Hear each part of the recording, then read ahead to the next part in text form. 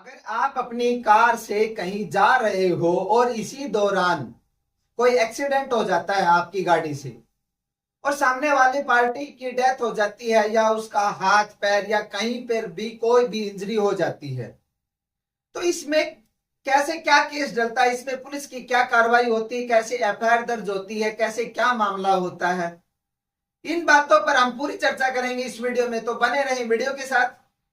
नमस्कार दोस्तों, मैं एडवोकेट हितेंद्र आपका स्वागत करता हूं। जैसा कि आप जानते हैं, आपको यहां पर लीगल अवेयरनेस की जानकारी मिलती है। तो दोस्तों, आज हम बात करते हैं कि आप अपने वाहन से, आप अपने व्हीकल से कहीं एक स्थान से कहीं दूसरे स्थान पर जा रहे हो और इसी दौरान आपकी गाड़ी से किसी के साथ एक्सीडेंट हो जाता है, तो कैसे क्या मामला होता है, किन धाराओं के तहत मामला दर्ज होता है, वो सारी चीजें इसमें डिस्कस करेंगे। तो पहले तो हम ये देखते हैं, अगर मान के चले अगर आपकी गाड़ी के से किसी के साथ एक्सीडेंट हो जाता है, एक्सीडेंट के दौरान तीन प्रकार से उसको चोट लग सकती है। सबसे पहले हम बात करते हैं, अगर उसको सिंपल चोट लगी है, अगर सिंपल चोट लगी है तो उसमें आईपीसी के तहत 279 और 337 के तहत मामला दर्ज होता है। अगर उसको ग्रीवियस हार्ट इंजरी हुई है, अगर उसको बड़ी चोट लगी है, तो उसमें 279 और 338 आईपीसी के तहत मामला दर्ज होता है। जो कि अब ये धाराएं बीएनएस के तहत 279 281 में चेंज हो गई है और 337 और 338 को मिलाकर एक ही कर दी गई है 125 बीएनएस। इनमें ये चीज हो गई है।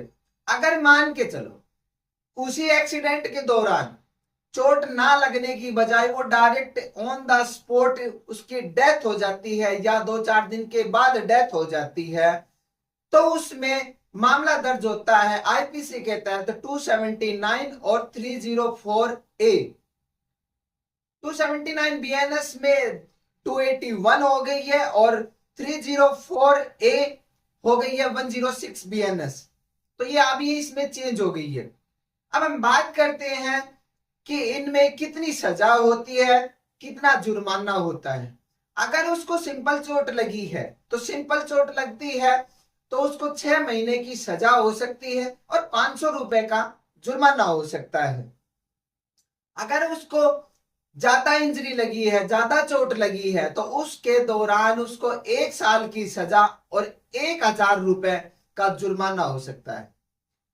अगर मान के चलो अगर उसी केस में अगर उसकी डेथ हो जाती है सामने वाली पार्टी की, तो उसमें उसको मैक्सिमम 2 साल की सजा होती है और कोर्ट जितना चाहे उतना जुर्माना लगा सकती है जिसने एक्सीडेंट किया है। तो ये जुर्माना और सजा का तो ये था। अगर मान लो आपकी गाड़ी से एक्सीडेंट हुआ है और एक्सीडेंट के दौरान पुलिस वालों ने आपकी गाड़ी को अपनी कस्टडी में ले लिया है, तो उस गाड़ी को हम कैसे छुड़वाएंगे पुलिस से? तो इसमें कोर्ट में एक एप्लीकेशन होती है जिसको हम सुपरदारी कहते हैं। तो गाड़ी की सुपरदारी करवानी होती है और एप्लीकेशन लगानी होती है।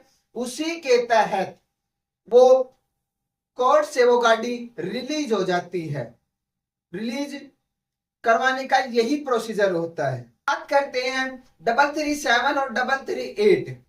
ये जो जो धाराएं हैं 279, 337, 338, ये जितनी भी धाराएं हैं ये बेलेबल ऑफेंस है। तो ये जब होता है तो आपको पुलिस से ही बेल मिल जाती है। इसमें कोर्ट आने की जरूरत नहीं होती, वहीं से ही आपको बेल दे दी जाती है। अगर डेथ हो जाती है तो बात अलग होती है, उसमें आपको पूरा केस लड़ना पड़ता है, पूरी ट्रायल चलती है, उसके बाद ही आपको बेल मिलती है। बेल भी मिल जाती है, इसमें कोई बड़ी बात नहीं होती है। उसके बाद हम बात करते हैं 337 और 338। ये कंपाउंडेबल ऑफेंस होता है, इसमें समझौता हो जाता है। अगर आप सामने वाली पार्टी को, क्योंकि पैसा देना पड़ता है फॉर कंपनसेशन, अगर आप उसको मना लेते हो तो ये कंपाउंडेबल ऑफेंस होता है, आप इसमें समझौता कर सकते हो। 304 में इसमें पूरा ट्रायल चलता है, ट्रायल होने के बाद में इसमें आप समझौता कर सकते हो। तो ये कुछ इस प्रकार की जो ये बातें थी।